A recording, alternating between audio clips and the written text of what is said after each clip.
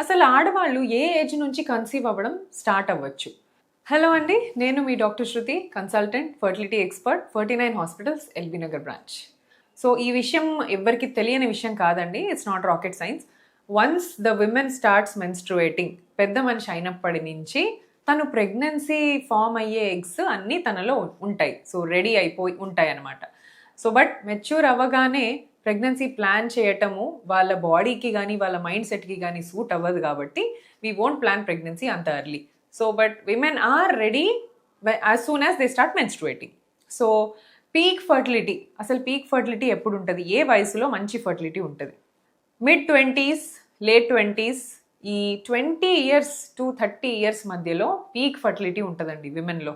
So వాళ్ళలో ఉన్నంత egg quality కానీ అండ్ ఎవ్రీథింగ్, హార్మోన్స్ అన్నీ కరెక్ట్గా ఉండటం, పీరియడ్స్ రెగ్యులారిటీ కానీ, if you are maintaining correct weight, 20 నుంచి 30 వరకు పీక్ ఫర్టిలిటీ ఉంటుంది అనమాట. సో ప్రెగ్నెన్సీ ప్లాన్ చేయాలనుకునే అందరూ కూడా, if you are married, you have to plan pregnancy before 30 itself. ఇది ఒక రూల్, మన పెద్దలు కూడా చెప్తూ వస్తారు. 30 ఏళ్ల ముందే పిల్లల్ని కనేయండి అమ్మా అని. అది 100% నిజం. సో 30 దాటితే ఏమవుతుంది? 30 దాటితే మన బాడీలో అన్ని చేంజెస్ స్టార్ట్ అవ్వడం మొదలు పెడతారు. సో మెన్ కంటే విమెన్ కొంచెం ఎగ్ పరంగా ఏజ్ ఫాస్ట్గా అవుతారండి. ఎందుకు అనంటే ఎగ్ క్వాలిటీ మారుతుంది 30 తర్వాత, తగ్గిపోతుంది ఎగ్ క్వాలిటీ, ఎగ్ నంబర్స్ కూడా తగ్గడం మొదలవుతుంది. So when your egg starts decreasing, నీ egg quality starts decreasing, definitely మీ ఫర్టిలిటీ ఛాన్సెస్ కూడా తగ్గిపోతాయి. సో ముందు మనకు 100% ఛాన్స్ ఉన్నప్పుడు 30 తర్వాత ఇది ఆల్మోస్ట్ 70%, 60% డ్రాప్ అవుతుంది అనమాట. సో ఇలా 30 తర్వాత త్వరగా ప్రెగ్నెన్సీ ప్లాన్ చేయడం చాలా ఇంపార్టెంట్. అంటే ఒక ఫర్టిలిటీ స్పెషలిస్ట్ హెల్ప్ తీసుకోనో, లేదా అసలు ఎవాల్యుయేషన్ చేయించుకోవటమో, మీకు ఇంకేమైనా టెస్ట్లు అవసరమా, ఇవన్నీ కూడా వెంటనే ఎవాల్యుయేషన్కి రావడం మంచిదన్నమాట. So now next coming to 35. ఇది చాలా డేంజరస్ ఏజ్ అండి. ఇన్ అండ్ అరౌండ్ 35 దాటుతుంది అంటే కొంచెం డిక్లైన్ ఇంకా ఫాస్ట్గా స్టార్ట్ అవుతుంది అనమాట. సో క్వాలిటీ చాలా వరకు డ్రాప్ అయిపోద్ది. ఇప్పుడు మన ఫిజికల్ అపియరెన్సే చూసుకోండి. 20 yearsలో ఉన్నట్టుగా 40 yearsలో మనం ఉండం, 35 yearsలో మనం ఉండం. We'll start having wrinkles, we'll start having all kinds of diseases రావచ్చు. అండ్ స్కిన్ కూడా కొద్దిగా డీహైడ్రేటెడ్ లుక్ ఉంటుంది, హెయిర్ వైట్ అవుతూ ఉంటుంది. ఇవన్నీ చేంజెస్ జరగడం బాడీకి ఎంత న్యాచురలో, ఎగ్లో క్వాలిటీ డ్రాప్ అవ్వడం 35 తర్వాత అంతే న్యాచురల్. సో 35 తర్వాత ఎగ్ క్వాలిటీ మాత్రమే కాదండి, you will have more chances of giving birth to a genetically abnormal baby. అంటే క్రోమోజోమ్స్, జెనెటిక్స్ డిస్టర్బ్ అయ్యే బేబీలు పుట్టే ఛాన్స్ ఉంటుంది. డౌన్ సిండ్రోమ్ వినే ఉంటారు. తర్వాత ఆటిజం, ఎల్డర్లీ పేరెంట్స్ నుంచి వచ్చే గ్యామెట్స్తోని ఆటిజం వచ్చే చైల్డ్ కొంచెం ఎక్కువ ఛాన్సెస్ ఉంటాయి అన్నమాట. ఇంకా డేంజరస్ 40. ఇప్పుడు ఎవ్వరు కూడా మన దగ్గరకు వచ్చే couples almost in and around 40 దగ్గరే వస్తున్నారండి. ఎందుకంటే they have to plan their career and then they have to plan their marriage. ఇవన్నీ చూసుకొని పిల్లల్ని కొద్దిగా అన్నీ సెట్ చేసుకున్నాక మనం first we have to be financially independent అని అనుకుంటున్నారు. That is a good thought. But మీ ప్రెగ్నెన్సీని కాంప్రమైజ్ చేయాల్సిన అవసరం లేదు. సో 40 తర్వాత ఏం జరుగుతుందంటే they is a crash decline. So ఇట్లా ఇట్లా ఇట్లా ఇట్లా డ్రాప్ అవ్వాల్సిన ఫర్టిలిటీ 40 తర్వాత క్రాష్ డిక్లైన్ అవుతుంది అనమాట. సో ఇలాంటి టైంలో ఎగ్స్ అస్సలు యూజ్ చేయడము మనకి it is not useful for giving pregnancy. So ఇలాంటి వాళ్ళకే మనం డోనర్ ఆప్షన్స్ చెప్పటము, లేదా ఖచ్చితంగా జెనెటిక్ టెస్టింగ్ చేసుకొని ఎంబ్రియో బాగుందంటేనే పెట్టుకుంటాం అనమాట. సో ఇవన్నీ ప్రాబ్లమ్స్ ఆఫ్టర్ 40 తర్వాత దే విల్ కీప్ ఇంక్రీజింగ్.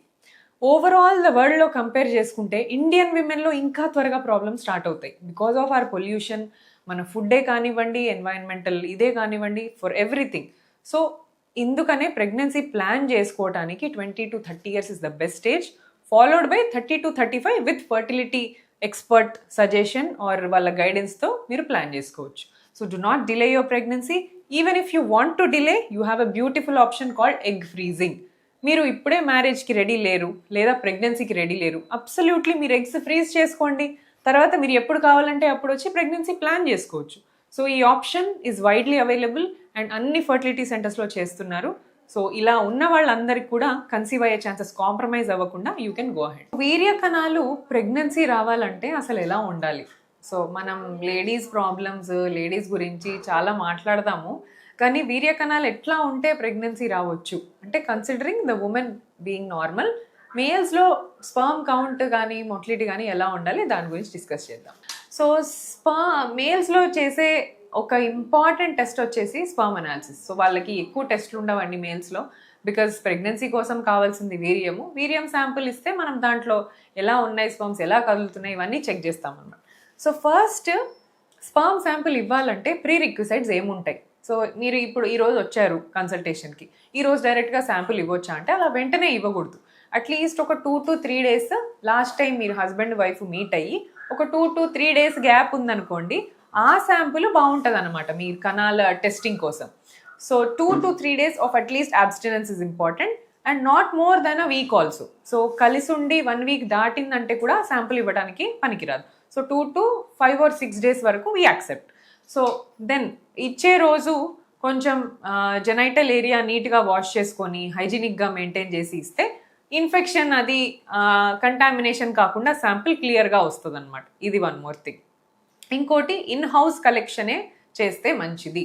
చాలామంది బయట కలెక్ట్ చేసుకొని కంఫర్ట్ ఉండదు కదా, బయట కలెక్ట్ చేసుకొని ఇక్కడికి తీసుకొస్తాం మీరు చెక్ చేసి చెప్పగలరా అంటారు. కానీ sometimes these may give false reports like dead sperms ఎక్కువ అవ్వటం, టెంపరేచర్ ఎక్కువ అయిందనుకోండి బయట స్పర్మ్స్ వెంటనే చనిపోతాయి. సో మనకు కరెక్ట్ కౌంటింగ్ రాదు.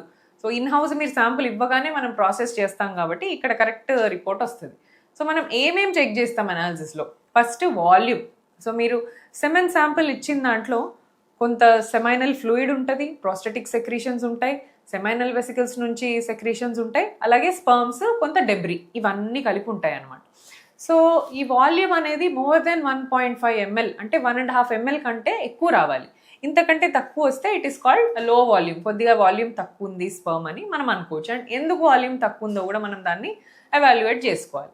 సో మోర్ దెన్ 1.5 ఉండాలి. నెక్స్ట్ వచ్చేసి కౌంట్. సో స్పర్మ్ కౌంట్ ఒక ml ఆఫ్ ఎజాక్యులేట్లో కౌంట్ వచ్చేసి 15 millions కంటే ఎక్కువ ఉండాలి. సో కౌంట్ 15 millions కంటే ఎక్కువ ఉంటే ఇది normal sperm count. Next motility. స్పర్మ్లో మోటిలిటీ డిఫరెంట్ టైప్స్ ఉంటుందండి. స్పర్మ్ ఒకటి చాలా ఫాస్ట్గా మూవ్ అవుతుంటుంది, ఒకటేమో చాలా స్లోగా స్లగ్గిష్గా మూవ్ అవుతుంది, ఇంకోటి అక్కడక్కడే సర్కిల్స్లో తిరుగుతూ ఉంటుంది, ఇంకొన్ని డెడ్ స్పర్మ్స్ అసలు మూవ్ కావట్లేదు అంటే they can be live are dead but they want move. So ఇలాంటివి ఉంటాయి. మనకి ప్రెగ్నెన్సీకి కావాల్సిన స్పర్మ్ యాక్టివ్గా ఫాస్ట్గా మూవ్ అయ్యే స్పర్మ్ మాత్రమే. So progressively motile sperms more then 32% ఉండాలి ఆ ఉన్న శాంపుల్లో. ఇది ఇంకొక పాయింట్. Next morphology. స్పర్మ్ ఏంటండి, స్పర్మ్ ఒట్టిగా ఇలా తీగలాగా ఉంటుందన్నో. స్పర్మ్కి 3 parts ఉంటాయి. ఒక హెడ్ ఉంటుంది, నెక్ ఉంటుంది అండ్ టెయిల్. ఈ 3 parts ప్రాపర్గా ఉంటేనే ఆ స్పర్మ్ ఎగ్ని వెళ్ళి మీట్ అయ్యి ఫర్టిలైజ్ చేయగలుగుతుంది. సో నార్మల్ మార్ఫాలజీ ఉన్న sperms more than 4%. 100 sperms check చేసాం, అందులో 4 కంటే ఎక్కువ ఈ 3 parts కలిగి ఉండాలి. మిగతా స్పర్మ్స్ అన్నీ కూడా హెడ్ లేకుండా, టెయిల్ లేకుండా, లేదా టెయిల్ కాయిల్ అయిపోయి 2 heads ఉండి, లేదా హెడ్ సన్నగా ఉండి, ఇలా రకరకాల షేప్స్ ఉంటాయి. అలా కాకుండా పర్ఫెక్ట్ ఉన్నవి అట్లీస్ట్ మోర్ దెన్ 4% ఉండేలా చూసుకోవాలి. సో ఇలా కనుక మీ కౌంట్ ఉంటే from your side definitely there won't be an issue. So men side నుంచి ప్రాబ్లం లేదు అని చెప్పొచ్చు స్పర్మ్ కౌంట్ బాగుంటే. కానీ కౌంట్కి సెక్స్ సామర్థ్యానికి రిలేషన్ ఉందా? ఇప్పుడు కొంతమంది ఏమనుకుంటారు, మేము ఇంటర్ కోర్స్ బాగానే చేస్తున్నాం, మేము డైలీ కలుసుకుంటాము, మంచిగా నాకు స్పర్మ్ కూడా రిలీజ్ అవుతుంది, ఏం ప్రాబ్లం లేదంట. చూస్తే sperm count 5 millions, 2 millions, 3 millions ఉంటుంది. సో మీరు సెక్స్లో బాగున్న స్పర్మ్ కౌంట్ మీకు లోగా ఉండొచ్చు. అలాగే మీకు సెక్స్లో మంచిగా లైక్ తొందరగా రిలీజ్ అవ్వటమో, లేదా సరిగా ఎరెక్షన్ కాకపోవటమో, ఇలాంటి ప్రాబ్లమ్స్ ఉన్న స్పర్మ్ కౌంట్ బాగుండొచ్చు. 2 చెక్ చేసుకోవడం ఇంపార్టెంట్. బికాస్ స్పర్మ్ లోపలికి వెళ్ళాలంటే ఫస్ట్ ఆఫ్ ఆల్ రిలీజ్ కరెక్ట్గా అవ్వాలి, పెనిస్ ఎరెక్ట్గా ఉండాలి, థ్రస్ట్ ఉండాలి, ఇవన్నీ ఉండాలి. సో ఇవన్నీ కూడా జాగ్రత్తగా చూసుకోవాలన్నమాట. సో వన్స్ ఈ ప్రాబ్లమ్స్ ఉన్నట్టయితే ఆండ్రాలజిస్ట్ని, మేల్ డాక్టర్ని కలవచ్చు, లేదా కొన్ని హార్మోన్స్ టెస్టింగ్, టెస్టోస్టెరాన్ టెస్ట్ చేసి చూడొచ్చు ఏంటి ప్రాబ్లం అని. సో దీనికి డిఫరెంట్ డయాగ్నోసిస్ ఉంటుంది. ఇవన్నీ బాగుంటే జనరలీ కన్సీవింగ్కి ఏ ప్రాబ్లము ఉండదు. సో స్పర్మ్ అనాలిసిస్ చేసే ముందు ఇవి మీ మైండ్లో పెట్టుకొని రిపోర్ట్ మాత్రం ఖచ్చితంగా ఒక సర్టిఫైడ్ ఫర్టిలిటీ స్పెషలిస్ట్తోనే రిపోర్ట్ ఎక్స్ప్లెయిన్ చేయించుకోండి. And also sperm analysis should be done in a fertility center. చాలా డయాగ్నోస్టిక్ సెంటర్స్ ఉంటాయి బయట, కానీ వాళ్ళకి యూజ్ చేసే మైక్రోస్కోప్ కానీ, వాళ్ళు యూజ్ చేసే రియేజెంట్, మీడియా అన్నీ కూడా మామూలు బ్లడ్ టెస్ట్లకు సంబంధించిన ఉంటాయి. సో వాళ్ళ కౌంటింగ్ కరెక్ట్ ఉండదు. ఫర్టిలిటీ సెంటర్లో చేయించుకునేలాగా చూసుకోండి. And make sure you discuss your report with a proper fertility expert. Thank you.